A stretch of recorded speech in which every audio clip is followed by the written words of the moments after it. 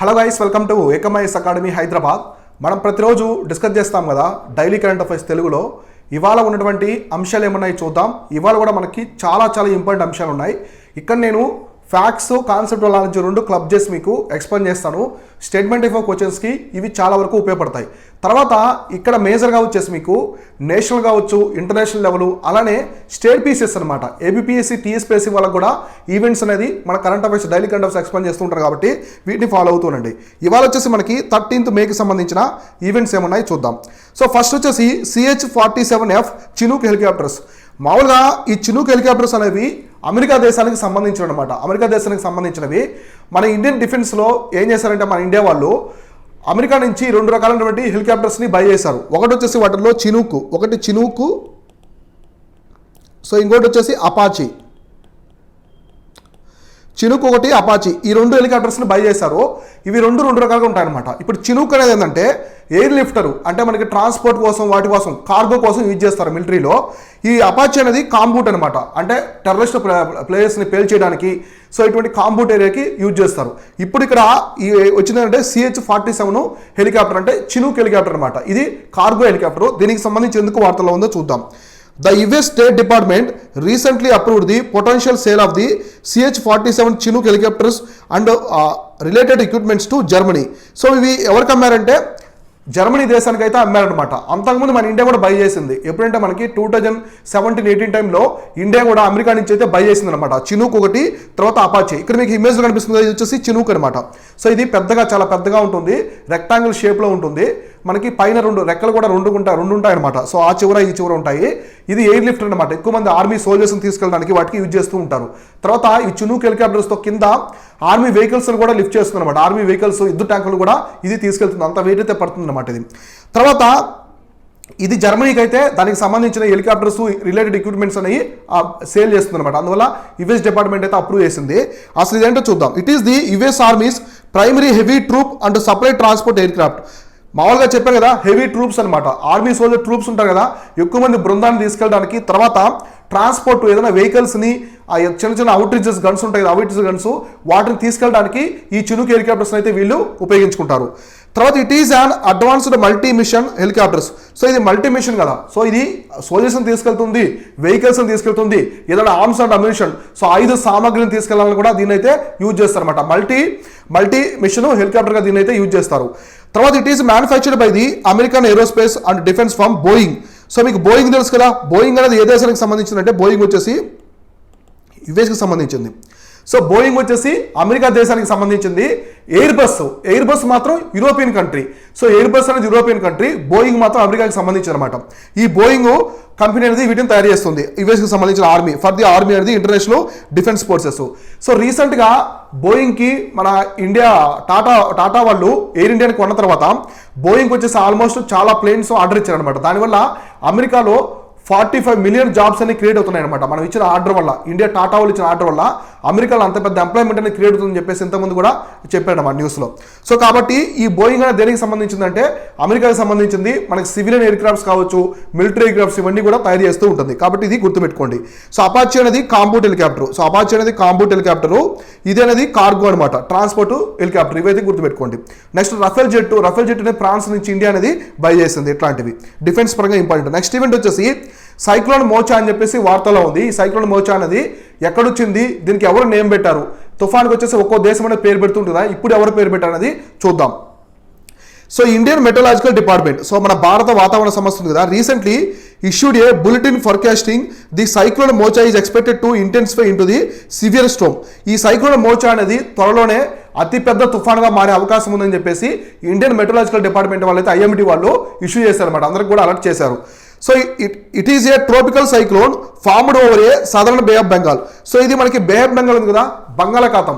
So బంగాళాఖాతానికి దక్షిణ వైపు అనేది ఫామ్ అవుతుంది. ఎక్కడంటే బంగాళాఖాతానికి దక్షిణ వైపు అయితే ఇది ఫామ్ అవుతుంది. తర్వాత the cyclones name Mocha suggested by the Yemen and was named after the red sea port city which is known to have introduced coffee to the world. So ఇక్కడ చూడండి, ఇక్కడ చెప్పిన పాయింట్ చాలా ఇంపార్టెంట్. ఈ సైక్లోన్కి పేరు ఎవరు పెట్టారంటే amen country. So amen country వచ్చేసి దీనికి సైక్లోన్కి పేరు అనేది పెట్టింది. సో ఏం పేరు పెట్టారు? మోచా అని పెట్టారు. ఈ మోచా అనేది ఏంటంటే మనకి ఎర్ర సముద్రంలో ఉన్నటువంటి ఒక పోర్ట్ సిటీ అనమాట. ఎర్ర సముద్రంలో ఉన్న ఒక పోర్ట్ సిటీ. ఈ పోర్ట్ సిటీ ద్వారానే ప్రపంచానికి, సో ప్రపంచంలో చాలా దేశాలకి కాఫీ అనేది ఇంట్రొడ్యూస్ అయింది అనమాట. అంటే ఈ పోర్ట్ నుంచి కొంతమంది వ్యాపారులు వెళ్తూ కాఫీ బీన్స్ అనేది తీసుకెళ్లి అన్ని దేశాల్లో అవి కల్టివేషన్ అయితే చేస్తారనమాట. ఈ విధంగా సో మన దేశానికి కూడా అరబ్ కంట్రీస్ నుంచి అయితే ఈ ఆల్ బెరూని, ఆల్ మసూది వాళ్ళ టైంలో వచ్చారు కదా, అప్పుడు తీసుకొచ్చారు. ఈ ఆల్ బెరూని వాళ్ళు తీసుకొచ్చారు ఈ కాఫీ బీన్స్ తీసుకొచ్చి చిక్కమంగళూరు, మనకి బాగుబుడాన హిల్స్ ఉన్నాయి కదా, కుద్రేముక్కు ఆ రేంజెస్ లో ఇవి నాటారనమాట. అప్పుడు కాఫీ బీన్స్ అనేవి చెట్లుగా వచ్చి మొత్తం విస్తరించింది అనమాట. ఈ విధంగా కాఫీ అనేది ప్రపంచానికి ఈ పోర్ట్ సిటీ అనేది ఇంట్రొడ్యూస్ చేసింది అనమాట. అందువల్ల ఇది వార్తల్లో ఉంది. తర్వాత ఇది ట్రోపికల్ సైక్లోన్. సో మనకి టెంపరేట్ సైక్లోన్స్, ట్రోపికల్ సైక్లోన్స్ అని ఉంటాయి. ట్రోపికల్ అంటే మనకి భూమధ్యరేఖ పరిసర ప్రాంతాల్లో వస్తూ ఉంటాయి. టెంపరేట్ అంటే మనకి మిడ్ లాటిట్యూడ్స్లో వస్తాయి అన్నమాట. మిడ్ లాటిట్యూడ్స్ ఉన్నాయి కదా, అక్కడ వస్తాయి. ఇవి మేజర్గా ఈ ట్రోపికల్ సైక్లోన్స్ అనేవి ఎక్కువగా సముద్రాల మీద వస్తాయి అన్నమాట. సముద్రాల మీద అయితే వస్తాయి ఇవి లో ప్రెజర్ సెంటర్తో ఏర్పడి హై ప్రెజర్గా వచ్చేది. లో ప్రెజర్ ఉంటుంది సెంటర్లో, కాబట్టి అలా వచ్చేసి ఒక వాల్లో ఏర్పడి తీర ప్రాంతాల్లో ఫాస్టెస్ట్ విండ్స్ అనేవి వస్తాయి అనమాట. ఈదురుగాలుతో వస్తుంది. తీర ప్రాంతాన్ని చేరిన వెంటనే ఆ సైక్లోన్ అనేది తగ్గిపోతుంది అనమాట. కానీ టెంపరేట్ సైక్లోన్స్ అనేది అవి ల్యాండ్ మీద కూడా వస్తాయి. ల్యాండ్స్ మీద కూడా ఎయిర్ ప్రెజర్ సిస్టమ్ వల్ల ఫామ్ అవుతాయి అనమాట. సో కాబట్టి గుర్తుపెట్టుకోండి, ట్రోపికల్ సైక్లోన్స్కి టెంపరేట్ సైక్లోన్ మధ్య డిఫరెన్సెస్ అనేది క్లారిటీగా చూసుకోండి. మెయిన్స్ పరంగా ఇది జాగ్రఫీ నుంచి చాలా ఇంపార్టెంట్ టాపిక్ అనమాట. సో కాబట్టి ఈసారి అయితే ఈ సైక్లోన్ మోచాకి యమన్ కంట్రీ అయితే నేమ్ అయితే పెట్టిందనమాట. సో నేమ్ అనేది ఎక్కడ నుంచి తీసుకున్నారంటే ఒక రెడ్ పోర్ట్ సిటీ, ఆ రెడ్ పోర్ట్ సిటీ అనమాట. అంటే మనకి రెడ్ సీ పోర్ట్ సిటీ ఉంది కదా, ఎర్ర సముద్రానికి సంబంధించిన పోర్ట్ సిటీని పేరుకి అయితే తీసుకున్నది అనమాట. సో నెక్స్ట్ ఈవెంట్ చూద్దాం. నెక్స్ట్ ఈవెంట్ వచ్చేసి డ్యూగాంగ్ అని చెప్పేసి న్యూస్లో ఉంటాయి. డ్యూగాంగ్ అంటే ఒక ఎనిమల్ అనమాట. సో దీన్నే సీ కవ్ అని కూడా పిలుస్తారు. చూద్దాం. A group of fishermen in Tamil Nadu recently rescued and released a young dugong that has been caught accident in the fishing net.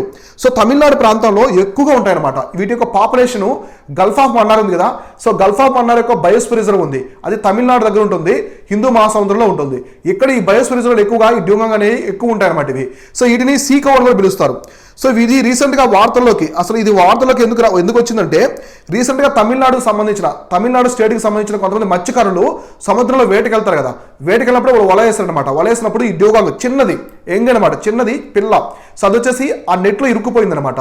దాన్ని వాళ్ళు కాపాడి రిస్క్యూ చేసి మళ్ళీ సముద్రంలోకి అయితే వదిలేశారు. సో కాబట్టి ఇది వార్తల్లోకి వచ్చింది. చాలా ఇంపార్టెంట్ ఎనిమల్ ఇది. ఈ డ్యూగాంగ్ వచ్చేసి డ్యూగాంగ్ అంటారు సైంటిఫిక్ నేమ్. దీన్ని సీ కవ్ అంటారు, సముద్రం ఆవు అంటారు, సముద్రం యొక్క ఆవు అని చెప్పేసి పిలుస్తూ ఉంటారు. సో డ్యూగాంగ్ అని వచ్చేసి సీ కవ్ అంటారు. ఇది చాలా ఇంపార్టెంట్. సీ కవ్ అని దేని పిలుస్తారంటే డ్యూగాంగ్ అని పిలుస్తారు. సో ఇది హెర్బివోరస్ ఎనిమల్, అంటే ఇది శాకాహారి అనమాట. సో ఇది శాకాహారి. సో మన కార్నివర్స్, హెర్బివోర్స్ ఉంటాయి కదా, ఇది శాకాహారి. తర్వాత దీని యొక్క సైంటిఫిక్ నేమ్ వచ్చేసి డ్యూగాంగ్. సో డ్యూగాంగ్ అని చెప్పేసి దీని ఒక సైంటిఫిక్ నేమ్.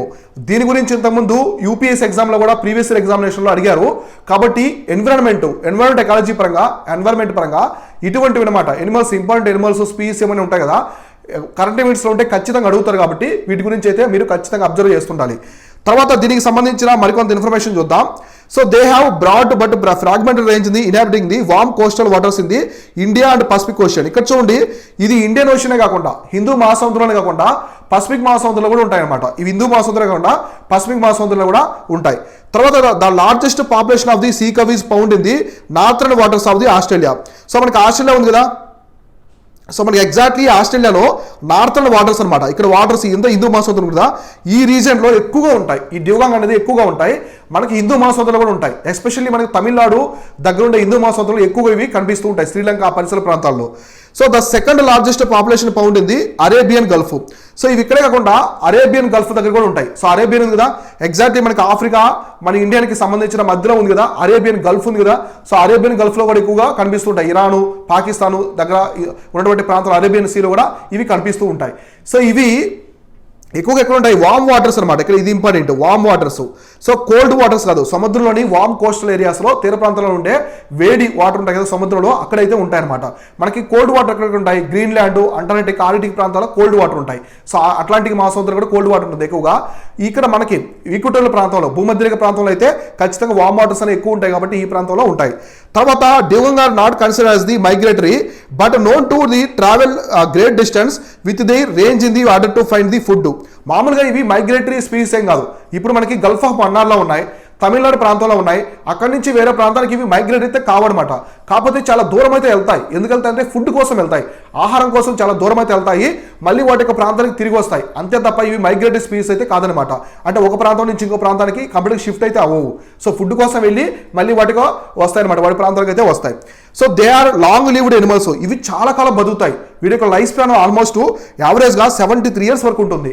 73 సంవత్సరాల వరకు ఇవి బతుకుతాయి అనమాట. చాలా లైఫ్ స్పాన్ అనేది ఎక్కువగా ఉంటుంది వీటికి, ఇటీవలంగా అనేదానికి సీకవ్. సో దీనికి కన్జర్వేషన్ స్టేటస్, సో ప్రజెంట్ మనకి IUCN లిస్ట్లో దీనికి కన్జర్వేషన్ స్టేటస్ వచ్చేసి వల్నరబుల్. సో వల్నరబుల్ స్టేటస్లో అయితే ఇది ఉందన్నమాట ఈ డ్యూగంగ్ అనేది. దీని గురించి అయితే క్లారిటీగా గుర్తుపెట్టుకోండి, నీట్గా ఈ పాయింట్స్ అన్ని కూడా నోట్ చేసుకోండి. మీకు అన్ని ఎగ్జామ్స్కి ఏబిపిఎస్సి కావచ్చు, TSPSC, సెంట్రల్ ఎగ్జామ్స్, UPSC అన్నిటికీ కూడా చాలా వరకు హెల్ప్ అవుతాయి. సో నెక్స్ట్ ఈవెంట్ వచ్చేసి Biligiri Rangaswamy temple tiger reserve. So BRT అంటారు షార్ట్ కట్లో.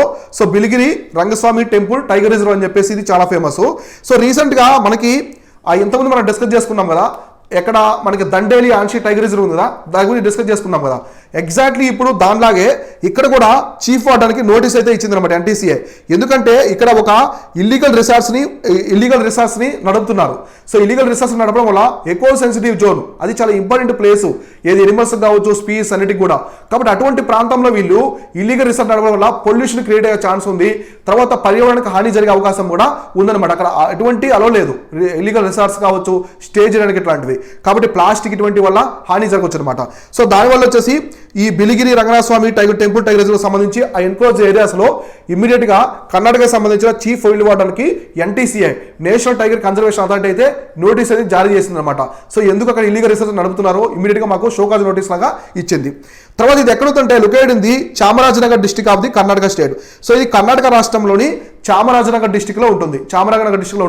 సో మీకు తెలుసు కదా, ఇవాళ కర్ణాటక ఎలక్షన్స్ అనేవి రిజల్ట్స్ కూడా అనౌన్స్ చేస్తున్నారు. సో ఎలక్షన్స్ ఫలితాలపై ఉత్కంఠ భరితంగా ఉందన్నమాట. సో మీకు చూసారు కదా, సో మేజర్ అక్కడ 3 పార్టీస్ ఉంటాయి, 2 నేషనల్ పార్టీస్, 1 రీజనల్ పార్టీ ఉంటుంది. సో కాంగ్రెస్, BJP, తర్వాత మనకి JDS, ఈ పార్టీల మధ్య హోరాహోరీ పోటీ ఉంటుంది. సో గుర్తుపెట్టుకోండి, ఈ మధ్య నేషనల్ పార్టీకి సంబంధించి కూడా చాలా న్యూస్ ఉందన్నమాట. ఎందుకంటే ఆమ్ ఆద్మీ పార్టీ అనేది నేషనల్ పార్టీ అయింది. తర్వాత మనకి ఆల్ ఇండియా తృణమూల్ కాంగ్రెస్, CPIకి సంబంధించి నేషనల్ పార్టీ స్టేటస్ అనేది కోల్పోయింది అనమాట. కాబట్టి ఇట్లాంటివి కూడా చూసుకోండి, కర్ణాటక అనేది న్యూస్లో ఉంది కాబట్టి. సో ఇది కర్ణాటక రాష్ట్రంలోని చామరాజనగర్ డిస్ట్రిక్ట్లో అయితే ఉంటుంది. The unique biogeographical habitat in the middle in the range between the western and the eastern Ghats. Exactly ఇక్కడ ఇంపార్టెంట్ పాయింట్ ఏంటంటే ఈ బిలిగిరి రంగస్వామి టెంపుల్ టైగర్ రిజర్వ్ అనేది లొకేషన్ ఒక జంక్షన్లో ఉంటుంది. అంటే ఈస్టర్న్ ఘాట్స్, వెస్టర్న్ ఘాట్స్ రెండు కలిసే ప్రాంతం అనమాట. నీలగిరి హిల్స్లో కలుస్తాయి. నీలగిరి హిల్స్ అనేది జంక్షన్ అనమాట. దానికి పశ్చిమ కనుమలకి, తూర్పు కనుమలకి జంక్షన్గా ఉంటుంది. ఎగ్జాక్ట్లీ ఆ ప్రాంతంలో అయితే ఇది లొకేట్ అయి ఉంటుంది అనమాట. Biligiri Ranganathaswamy temple tiger reserve అనేది ఎగ్జాక్ట్గా junction between the eastern Ghats, western ఘాట్స్లో ఉంటుంది. ఇది గుర్తుపెట్టుకోండి, ఈ పాయింట్స్ చాలా ఇంపార్టెంట్. తర్వాత వచ్చేసి united nations human rights council.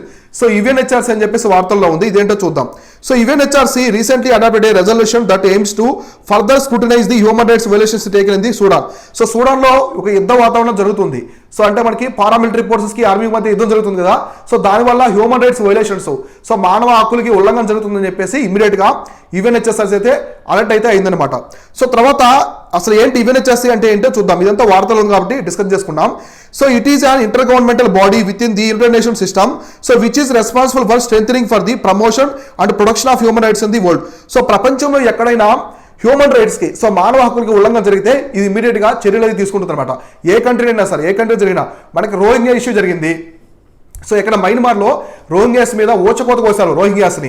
So వాళ్ళని చంపించారు అనమాట ఆర్మీ చేత. వాళ్ళు ఏం చేశారు, అక్కడి నుంచి భయపడి శరణార్థులుగా బంగ్లాదేశ్కి, ఇండియాకి అయితే వచ్చారు కదా. సో అటువంటి వైలేషన్ జరిగినప్పుడు మయన్మార్ మీద కూడా ఇది ఆంక్షలు విధించింది అనమాట. ఇటువంటి ప్రపంచంలో ఎక్కడైనా మానవ హక్కుల ఉల్లంఘన జరిగితే ఇది ఇమీడియట్గా చర్యలను తీసుకుంటూ ఉంటుంది. సో దీనికి సంబంధించి చూద్దాం UNHRCకి. So it was found in 2006. దీన్ని 2006 సంవత్సరంలో ప్రారంభించారు. It is replace the former united nations commission for human rights. ఇంతకుముందు UNCHR ఉన్నది, ఇప్పుడు UNHRC అని చెప్పేసి పిలుస్తున్నారు. ఇట్లా నేమ్ అనేది చేంజ్ చేశారు, దాన్ని రీప్లేస్ చేసింది అనమాట. తర్వాత it works closely with the office of the high commissioner for human rights.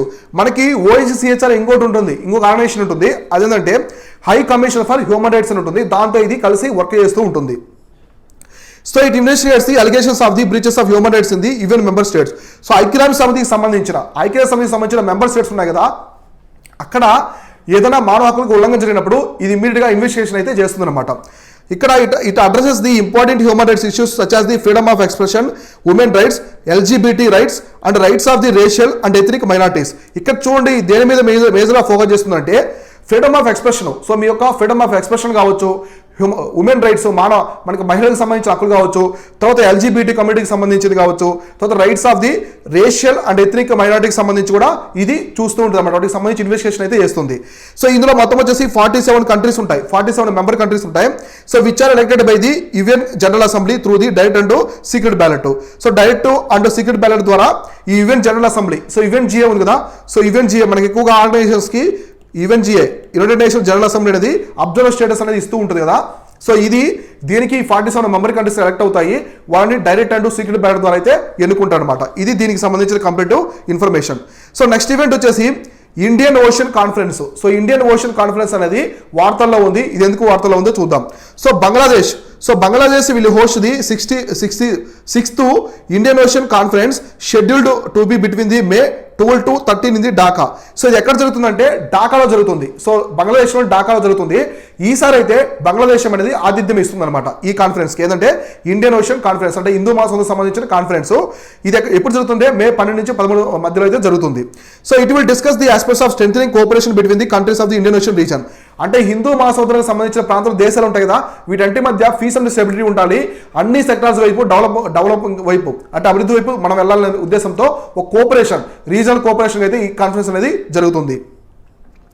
The 6th edition of the conference is being organized by the Indian Foundation in the association with the Ministry of Foreign Affairs, Bangladesh and S. Rajaratnam School of the International Studies. So వీలైతే దీన్ని organise చేస్తున్నారు. ఎవరు organise చేస్తున్నారంటే 6th editionని organised by Indian foundation. So India foundation ఒక సంస్థ organise చేస్తుంది.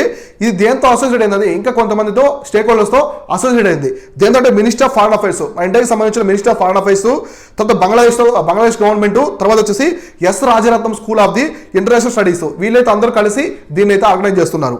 So theme ఏంటి? మేజర్గా థీమ్ ఇంపార్టెంట్. సో మనం ఎప్పుడైనా థీమ్ డిస్కస్ చేసుకోవాలి. ఏదైనా కాన్ఫరెన్స్, సమ్మిట్, ఏదైనా గ్రూపుకు సంబంధించి జరిగినప్పుడు ఇట్లాంటివి మీటింగ్స్ ఖచ్చితంగా థీమ్ అనేది ఇంపార్టెంట్. ఇక్కడ థీమ్ ఏంటంటే peace, prosperity and partnership for a resilient future. So peace, prosperity and partnership for a resilient future అనమాట. ఈ విధంగా అయితే థీమ్ అనేది దీనికి సంబంధించి ఉంది Indian ocean conference. So peace, prosperity and partnership for a resilient future, ఇది దీనికి సంబంధించిన కంప్లీట్గా థీమ్ అనమాట. కాబట్టి గుర్తుపెట్టుకోండి, ఈసారి 6th ఎడిషన్, సో 6వ ఎడిషన్ ఇది. దీనికి సంబంధించిన ఇండియన్ ఓషన్ కాన్ఫరెన్స్ అనేది ఎవరు ఆతిథ్యం ఇస్తున్నారంటే, ఎవరు హోస్ట్ చేస్తున్నారంటే బంగ్లాదేశ్ అనేది హోస్ట్ చేస్తుంది ఢాకాలో. సో ఇవి వచ్చేసి ఇవాళ కంప్లీట్గా డైలీ కరెంట్ అఫైర్స్. ఇవాళ తక్కువ ఉన్నాయి కరెంట్ అఫైర్స్. ఇలానే ప్రతిరోజు నేను హిందూ న్యూస్ పేపర్ నుంచి టాపిక్స్ అనేది తీసుకొని మీకు ఎక్స్ప్లెయిన్ చేస్తూ ఉంటాను. కాబట్టి ఇవన్నీ మీకు అన్ని ఎగ్జామ్స్కి అయితే ఉపయోగపడతాయి. కాబట్టి ఫాలో అవుతూ ఉండండి. ఇది వచ్చేసి ఇవాళ క్లాసు. నేను మీ Sivan, signing off. Thank you so much.